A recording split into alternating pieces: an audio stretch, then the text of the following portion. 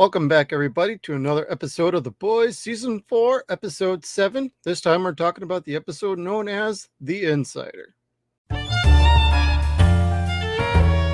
This one is a little bit better of a step up from previous episodes, and I know I said in the last episode that I wasn't really digging the show.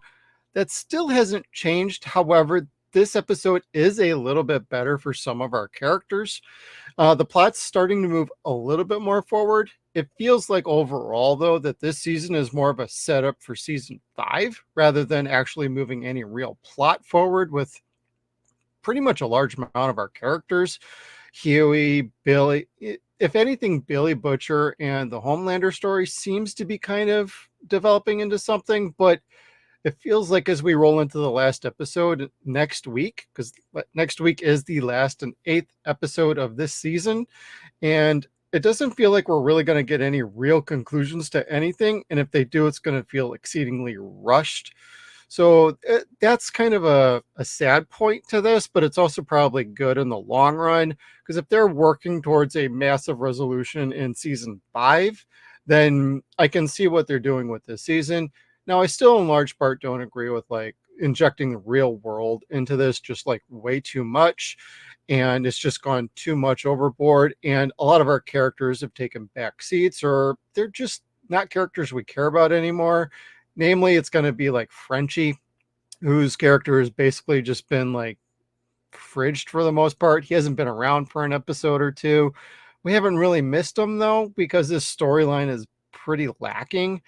Like, he murdered a guy's family and then he fell in love with the guy, but he's also got a relationship with Kimiko. And so it's just kind of like really strange. And that now he's back and he looks like way too cleaned up and pretty. Like, his makeup was looking really good in this episode. So I don't really understand why you're not keeping some sort of grunge factor with him. I can understand the viewpoint of, hey, he's been in he's been in prison for a couple of days, the jail, and he's all cleaned up. He's cleaned up. He's okay. You don't do that after just a couple of days. He still looks way too refreshed, like he had a nice vacation somewhere tropical. Hey, what do I know? It could have been minimum security prison, but I feel like there are some consistency flaws between characters. And like the last time we saw him, he looked like he was ready to off himself, Minecraft himself, self-delete himself. And now he's coming back and he's looking like he just came back from a very nice trip in Hawaii. So I don't know what we're trying to accomplish with this story. I like his scenes with Kimiko, though. Like, they have a great chemistry. I don't understand why we're trying to wreck that or move away from it, because we've developed the last few seasons where, they have a connection and they have a relationship. Doesn't mean they have a great relationship. But what I find that is lacking this season is they basically just threw that all away in favor of him having a bisexual gay storyline, which I understand he's like that in the comic books, but this feels like it just literally came out of nowhere and for no particular reason other than to give him something on the side as like a character. So it feels just like it's being shoehorned in, and obviously it is. But for the most part, their segments in this episode were very good. Now, I'll go through a little bit of a breakdown here. So we kick off the episode with the puppet show, so to speak, for a Vought Christmas. So this is kind of like their idea of a Christmas episode. And the episode flows like a very interesting structure for relationships by everybody. It's like the first few segments are broken down with, hey, these two have a relationship. We need to get into that. This couple has a relationship. We're going to get into that. This couple is going to have a relationship. We get into that. I don't know. I wasn't really feeling that. It felt just a little too cookie cutter for my taste. That's just my opinion. But, we have a very good opening with the Vought Christmas special, and you got Ryan, who is not exactly feeling the puppet show, and he's kind of like, the song is stupid. Hey, the puppetry, that was fine. I actually kind of got a kick out of that, as stupid as it looked. At least, you got some real puppetry going on. And I like seeing real puppeteers actually getting to work on a show outside of like Henson. So I do appreciate it. I But at the same time, it was just used as a crux to further a Ryan storyline, which makes sense, but it was few and far between, because the next few times you saw Ryan, it was just in bit pieces here and there where he's like, I don't feel the script. It's not fourth wall breaking, but it feels fourth wall breaking, if that makes sense. Like, he's not actually looking at the camera, but he's talking to the director and he's like, I think this is stupid. Why are we doing this? I don't really want to do this. And the director tells him, hey, your dad really wants you to do this. And ultimately, Homelander leaves him a voicemail message on his cell phone saying, suck it up, Buttercup, and do it, please. And do it now. So Homelander's got the very firm-handed father approach to Ryan at this point. He seems completely like lost in a different land with what he's dealing with. But after the interesting opening there with the puppet show, where they actually start quoting things like Antifa and things of that nature, like, we really don't need that, but I understand that's what we're doing this season. Thank you, Eric Kripke, for doing that. Appreciate it. And then we hit Homelander, where he starts interacting more with like Firecracker, and they're pushing Sage out of the group a little bit. And Sage actually straight up gets fired. Homelander's not liking what's going on with that. And, they just figured out like what's going on. And Sage hit the bricks, girl. And then as she's leaving in a few segments, it's funny, like the Deep and Black Noir are like strolling along, gabbing about what happened later on in the episode. And it's an interesting scene, and we'll cross that bridge in just a moment. But after they start to force Sage out of the group a little bit here, Deep and his lady friend, the octopus, Ambrosius, they start to have a little struggle with their life, and Sage is like, hey, I need to meet up with you, because she was feeling a bit pushed out by Homelander. And I mean, yeah, I know she gets fired later on, but I'm sorry to try and get ahead a little bit. I'm trying to do something a little different with this, with a little bit more of a breakdown. But Deep and his Ambrosius, they are starting to struggle. Sage texts him she wants to hook up, and he basically bugs out on his quote unquote girlfriend. And then we get right into another relationship scene with Starlight and Huey. They start talking about the issues they just went through in the last episode, but we're completely glossing over that Huey was assaulted again. And it's like, wow, so we're just going to act like that didn't happen. Okay, so what was that for in the last episode? That made no sense if it's not leading anywhere at all. I didn't even like that stuff to begin with in the last episode anyway, with Huey being sexually assaulted by Tech Knight. But now it's like going nowhere from that. Like, that's a little bit of a traumatic event. Oh, Huey can get over that real quick. I don't buy that for a second. Who would really get over that in just a split second, when that's one of your heroes you grew up with and he did nasty things to you along with Ashley? So I don't quite get that. I really don't like it. I think that's relatively stupid and short-sighted. If you're going to do something like that, actually make it a point in a story, not as a punchline for a story. But at that point, they have a nice, interesting little scene there with Starlight and Huey, but they get into the abortion issue, and it's like, oh, great. And then I don't know much more to say about that, to be honest with you. It's just kind of, it is what it is at this point with this show. But in the next scene, Billy confesses to the group about what he's doing with Samir, Victoria's love interest, who's the scientist developing the serum to take out Homelander and all the soups in the world. And Billy's alter ego is trying to push back and say, don't do this. So he's conflicting with himself about like telling the group, but he's telling them, getting them involved. Of course, we have the, hey, we don't trust you, we can't trust you, but you're back in charge now, you're the boss. All right. After that, we get into what I think is the strongest part of this episode, is Mother's Milk. I think he stands out in this episode, and it's clearly the best part of the episode, is all of the Mother's Milk style angles, and that what we're doing with this character, what we're doing with him and A-Train, ultimately that's what really makes this episode particular work and really pulls it together, because Mother's Milk is trying to make things right with Monique, protect her and his kid, and he's trying to get them out of there. And they have a really great scene where he tells her how much he loves her and wants to protect her, and she does her very best to protect her husband by telling him, you don't have to do this, come with us, leave this behind, you could just ditch this. He kind of buys into it, and for a little while it's like, all right, I guess this is Mother Milk's exit from the show. But the way they've set up the episodes in the season so far, it's clearly not over. But it's a very great dynamic. It's very good trauma. Like when they do something right in this show, they actually do it very well. It's just there's so much other stuff going around that's completely either misfiring or missing the mark completely. But this is a strong point of this episode. I really like what they are doing with Mother's Milk and Monique in this episode. They even get into his little like blackout in the last episode, his little stroke, and or whatever they're calling it. And I like this dynamic, and I like what they're doing with Mother's Milk. And in the next scene, we hit up with A-Train confronting Ashley. Ashley is drunk as a skunk in this episode. Or in this particular moment, and she's super funny. The actress is really enjoyable.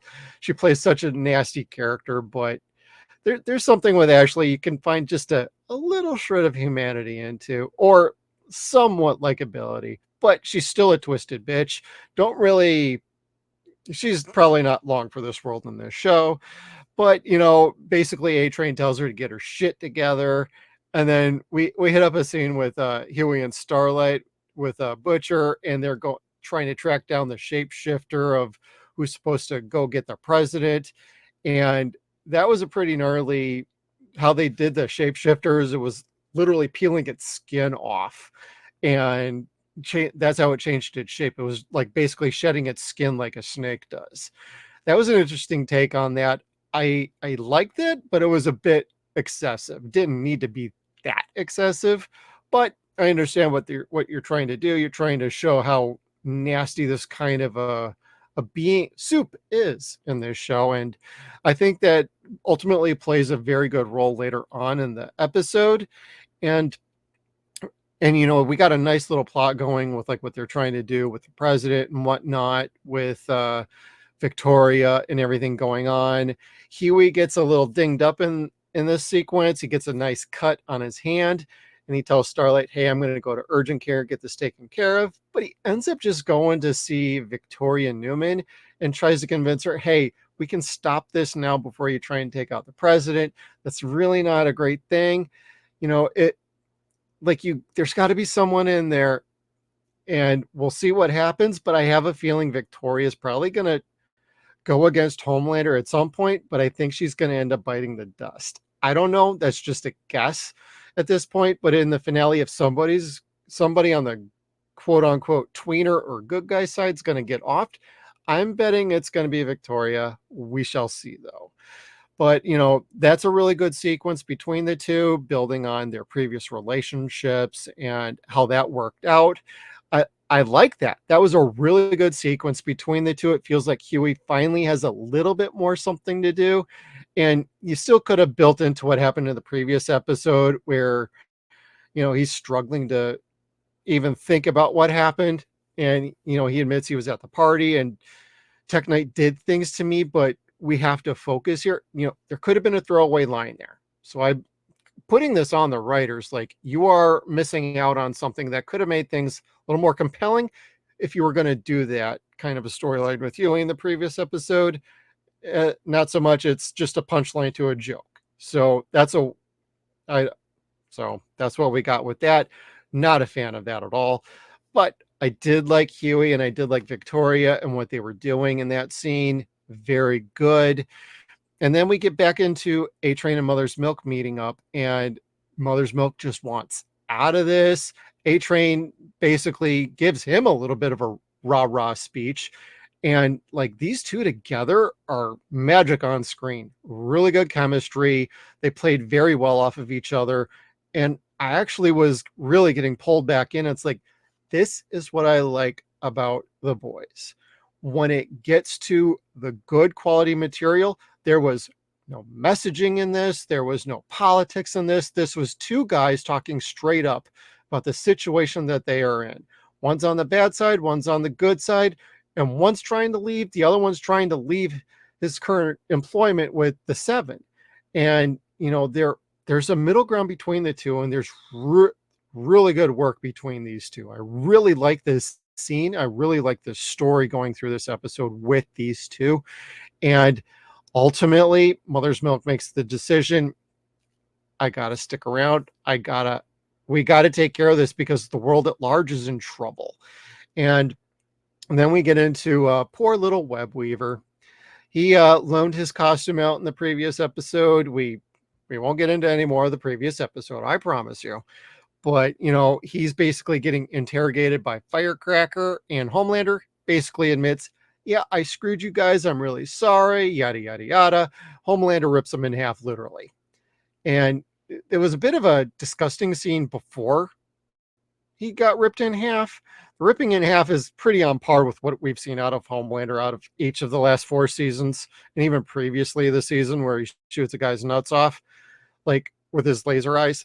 So this is pretty on par with what we're used to with Homelander anyway. But, the Web Weave, if you've been watching the season so far, you know what Web Weaver does. He squirts out the stuff out of the small of his back. He's got a little hole back there where he shoots out his webs. And it was just kind of like, a little too much splooging. If I want that kind of splooging, I'm going to go watch Ash versus Evil Dead. But, ultimately the scene ends with Web Weaver is gone, and Homelander feels like we have resolved the issue. And it's unfortunate, but that's what he thinks for now, and we will find out very shortly what really is going on. And then we hit up Kimiko and Frenchie.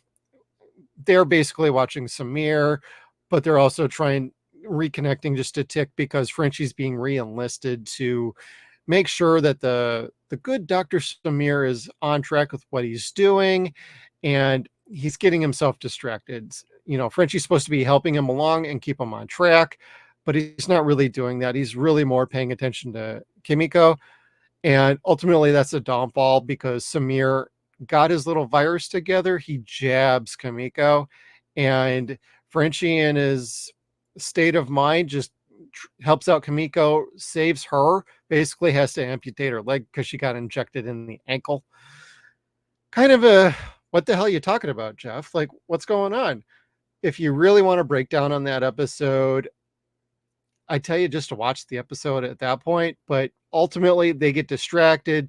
Samir, does something to catch their attention. Then he jabs her because he's freed up his bindings from the last several weeks of being imprisoned.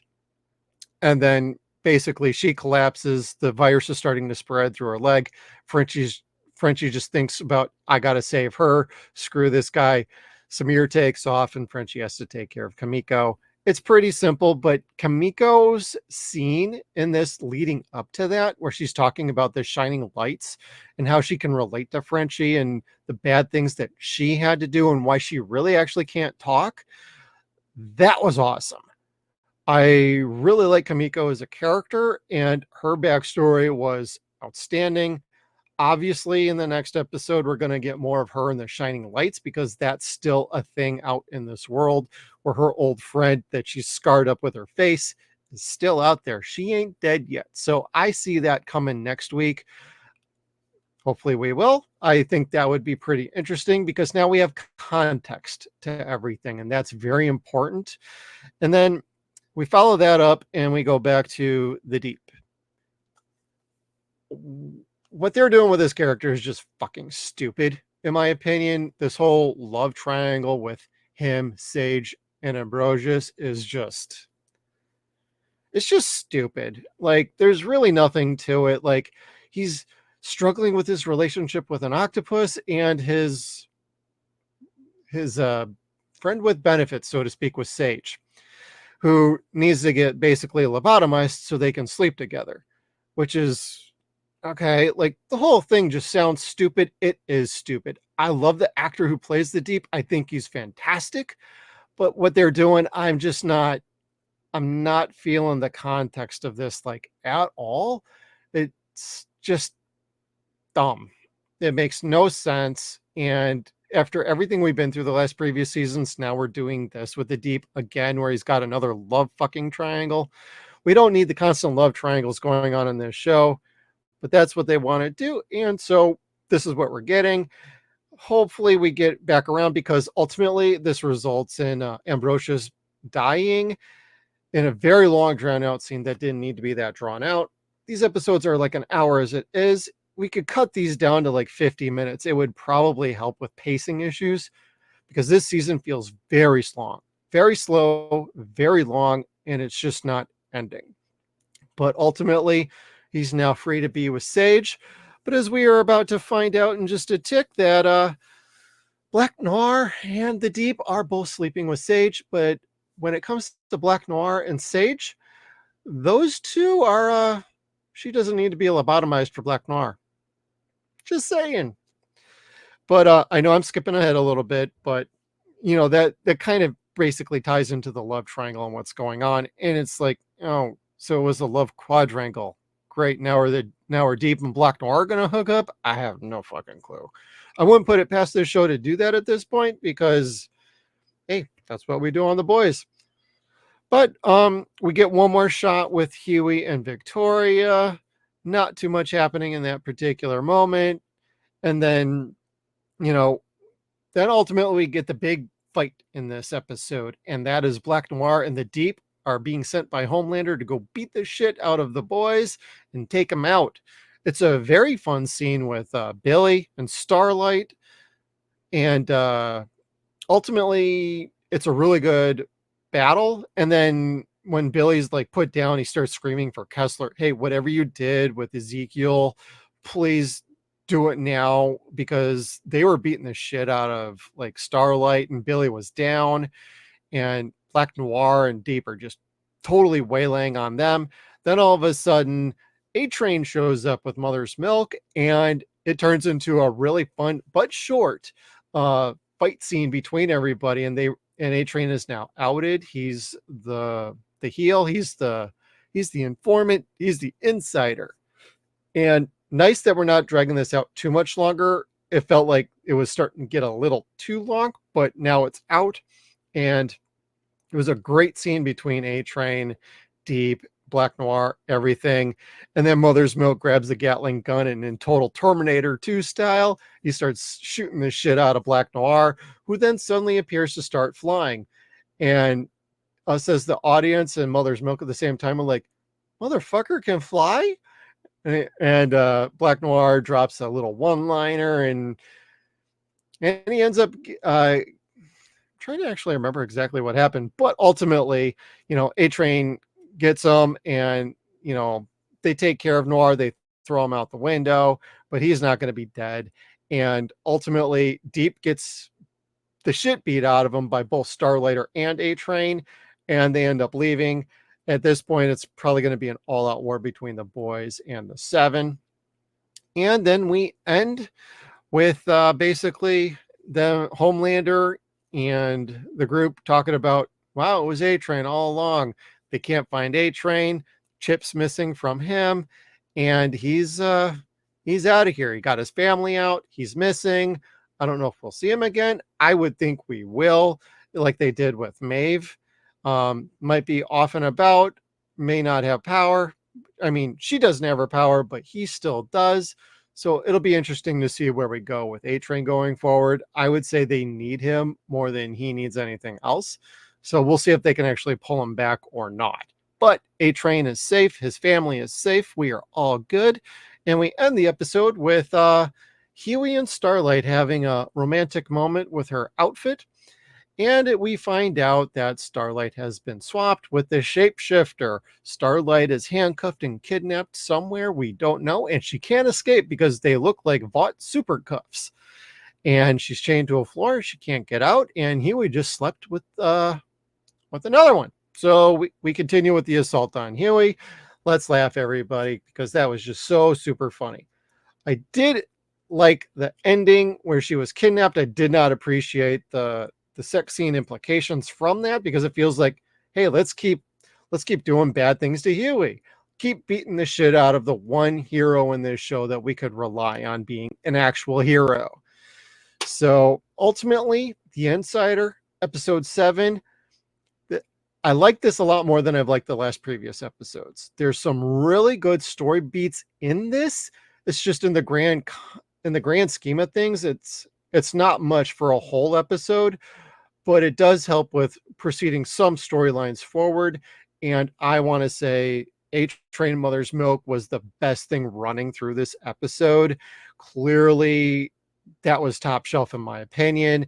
They really stole this episode. Everything else just seemed to be kind of with some good moments here and there.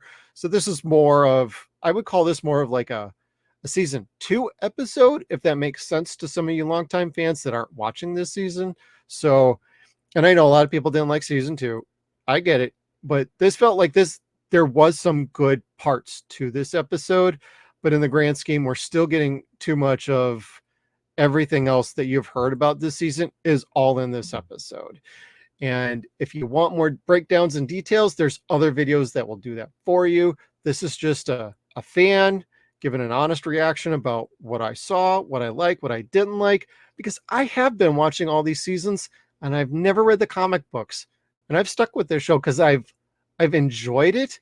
First season's fantastic. Second season's third season's this season's just I don't know. I'm holding out full judgment until this final episode because I've stuck through it this long. I did like this episode, but this season as a whole just is very disappointing, and it's just not going well for the boys this season, and it feels like we do need to end this show very soon. So season 5, here we come. So everybody, hey, if you like this video, please do hit the like button. If you got any comments about this, put them down below. And hey, if you like this video and you want to see the next one, please hit the little subscribe button down below, hit the little bell notification, and we'll see you all on the next one.